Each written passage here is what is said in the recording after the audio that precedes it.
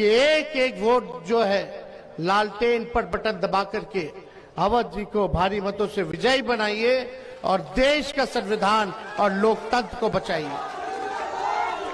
ये लड़ाई बड़ी लड़ाई है। ये लड़ाई देश के संविधान और लोकतंत्र, देश के भाईचारा को बचाने की लड़ाई है। ये लड़ाई गरीबों की, आपकी हक अधिकार की लड़ाई है। ये लड़ाई आरक्षण बचाने की लड़ाई है। ये लड़ाई जिन लोगों ने जुमलेबाजी की, धोखा दिया बिहार को, देश की जनता को, उनसे बदला लेने का ये चुनाव है। आज हम सब लोग, चाहे अगड़ी जाति के हों, चाहे पिछड़ी जाति के हों, चाहे अति पिछड़ा समाज के हो, चाहे दलित भाई हो या अल्पसंख्यक भाई हो, हम सब लोगों को एकजुट होकर के इस लड़ाई को लड़ना है। लगातार सिवान में देखा गया कि यहीं के सांसद एनडीए के जीतते रहे।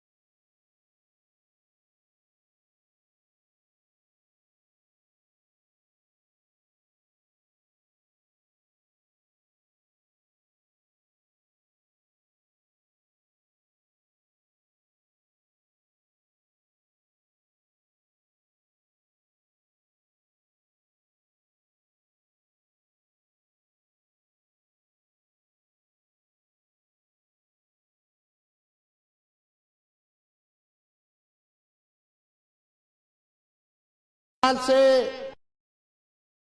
एनडीए का सरकार बिहार के सांसद जो है लगातार जीतते गए।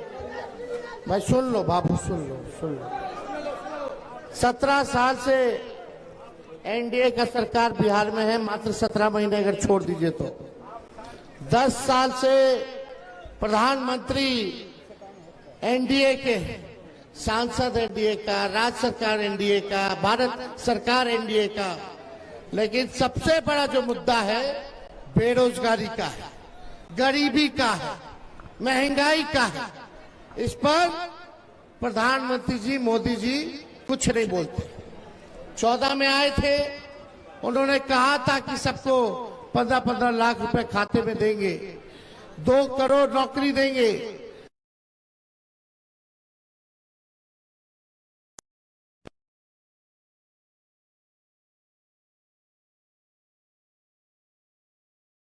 सारा कच्चा मकान को पक्का मकान बना देंगे, बिहार को विशेष राज्य का दर्जा दे देंगे, बिहार में बंद चीनी मिलों को वो खुलवा देंगे। लेकिन एक काम नहीं हुआ।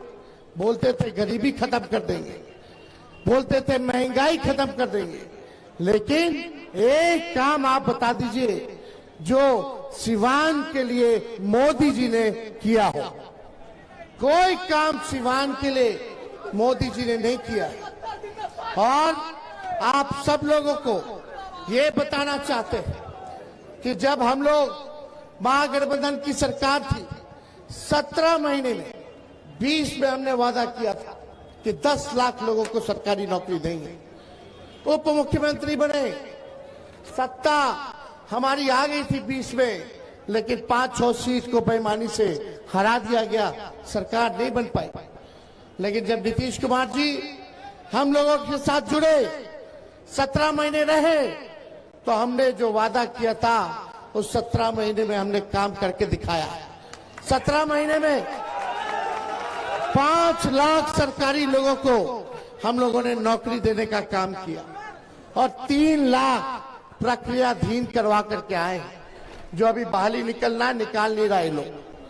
सोचो 8 लाख नौकरी की व्यवस्था, 4.5 लाख नियोजित शिक्षक जो धरना देते थे समान काम समान वेतन का, उन नियोजित शिक्षकों को हम लोगों ने राजकीय कर्मी का दर्जा दिया। विकास मित्र टोला सेवक आंगनबाड़ी, तालमी मरकज, इनके मानदेय को हम लोगों ने दुगुना करने का काम किया। आईटी पॉलिसी बनाया, स्पोर्ट्स पॉलिसी बनाया, टूरिज्म पॉलिसी बनाया, निवेशकों का बैठक कराए, देश भर के निवेशकों को बुलाए, 50,000 करोड़ का निवेश का बिहार में एग्रीमेंट हम लोगों ने साइन करवाया, ताकि बिहार में उद्योग लगे, कारखाने लगे, लोगों को रोजगार मिले।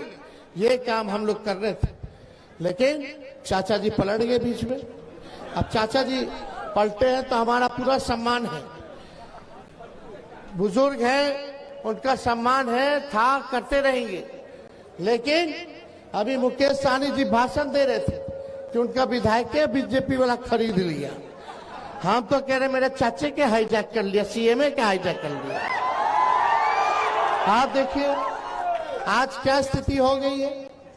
इसलिए आप सब लोगों से यही हम कहने आए कि अवध बिहारी चौधरी जी अनुभवी है, तजुर्बा है, इन्होंने मंत्री भी रहे हैं, विधानसभा के अध्यक्ष भी रहे हैं, विधायक भी रहे हैं, हर चीज का इनको एक्सपीरियंस है। और मुझे पूरा विश्वास है कि ऐसे लोगों को सिवान की जनता जो है चुन करके संसद में भेजने का काम करेगी, ताकि सिवान के लिए आवाज उठाने का काम करे। और बीजेपी का हवा टाइट है बिहार में, बीजेपी वाला ठीक है। देख रहे हैं प्रधानमंत्री जी टुकुर टुकुर बार बार हर क्षेत्र में जाकर के प्रचार कर रहे हैं। ये स्थिति हो गई है, तो इसलिए इनके पास बोलने के लिए नहीं है। हिंदू मुस्लिम इतना झूठ बोले 10 साल में कि गोबर के भी हलवा बना दिए, इतना झूठ बोले। और झूठ बोलने के फैक्ट्री है, मैन्युफैक्चरर है, होलसेलर है, डिस्ट्रीब्यूटरों है।